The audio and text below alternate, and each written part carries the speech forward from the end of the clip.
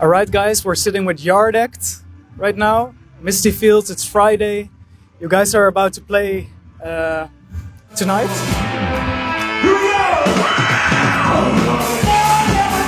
Your latest album has been out for, far over a year now. How's it been? How's the touring been? How's it overall? It's been great. I mean, we've come to the end of this. Is officially the last show promoting it. You know, we're actually in the middle of recording our new album now. We've stepped out to play Misty Fields, so you're welcome. We're glad to be here. It feels like a long time ago now. I know it's only a year and a half, but it's been great. I think we're just in that headspace where we're ready to move on.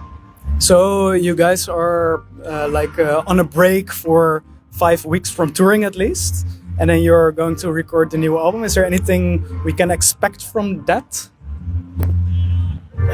Just a really solid album of 12 tracks, around 45 minutes long, I reckon. Yeah, well, we're recording it now. We've done 4 days already, and then we're back in on Sunday, carrying on. There's a lot of piano on it.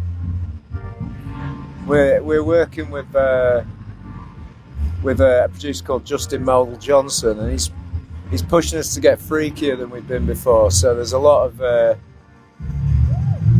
just like breaking things, really, breaking all the rules. Wow! And the theme of the last album, I think a big part of it was about success, right? Yeah. What direction are we going with the new album? Is there anything you can say about it already? Yeah, I think when you're doing an album, I think you've always got to be reactionary to what you've done previously on at least one tangent. So I think the first album was kind of based largely around minimalism, and then the second obviously went for a maximalist theme. And I think, as you said, it was based around success. So I'm assuming this one's going to be about failure. It's good. I think I think 3 albums in, we're finally comfortable with what we are, because I think it takes a while to get there. And as excited as I was making and touring the first 2 albums, and as proud as I remain of them, this is the first time I feel like we're harnessing an energy, and that's come off the back of touring the last album for 18 months. Like, the band's playing really well. We've never actually had a chance to record the live band as it sounds, really. We've just, because of touring commitments, the way the previous 2 records were made has kind of been largely sort of production based and sort of multi-tracked on laptops, really. That's how we've had to build tracks, and this time around we've been afforded the time and the direction not to do that, and we've had a lot of training touring the world, and the band sounds great. I'm excited to capture it. Yeah. Did you guys make some songs as well during the tour? Because I think that's probably time you can do something like that. Maybe for you, Ryan. Did we do much writing on tour? No, we didn't. We've done like little snippets of. James likes to crack the whip when we get back and we've got 3 days off, and he's like straight in the studio, which is good. You have a strong work ethic, which will catch up with you eventually. But at this point, we've still got the energy of the energy of youth carrying us through. But not much writing on the road. The last album was a lot of writing, on the road. Yeah, this one we've just actually thought about it and considered it, not rushed, and it was hard to get into that, with most of the writing we've done within sort of snatched moments, getting our heads around being able to like actually sit and enjoy each other's company and write and play and, actually do that. It took a while to get into, right? It's like, it's been sort of, 9 to 5 in it in the studio. We built a little studio in Leeds, which is great. Yeah, it's good. You've been touring the world Like you've been to so many places. Do you experience like different crowds, different people, different cultures? How's that for you guys? Sam? Yeah, you certainly do.